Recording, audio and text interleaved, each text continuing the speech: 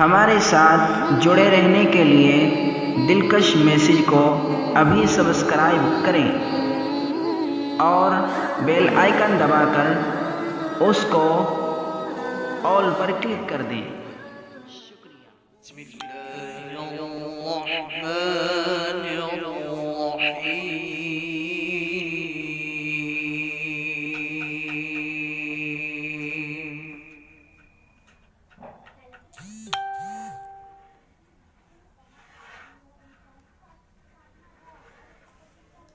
وإذ قال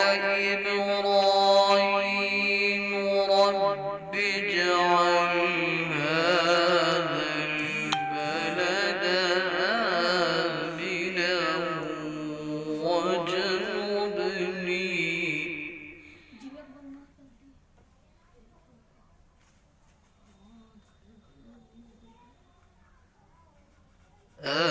آمنا واجنبني وبني أن نعبد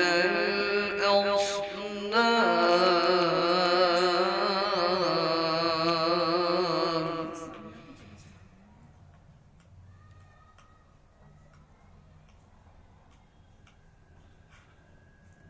رب إنهن أضللن كثيرا من الناس فمن تبعني فإنه مني ومن عصاني فإنك غفور رحيم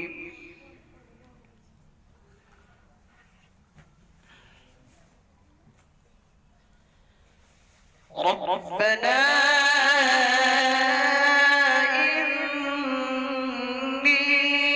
إني أسكنت من ذريتي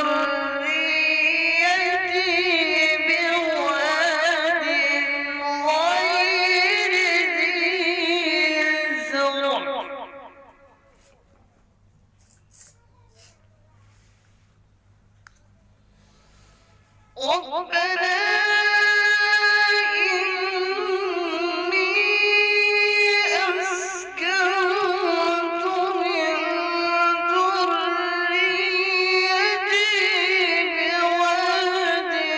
غير ذي زرع عند بيتك المحرم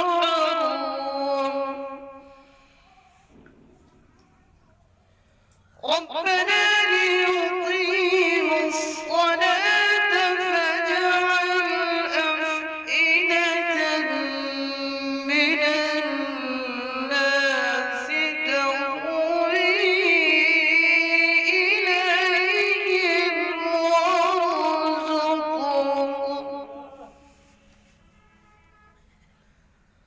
وارزقهم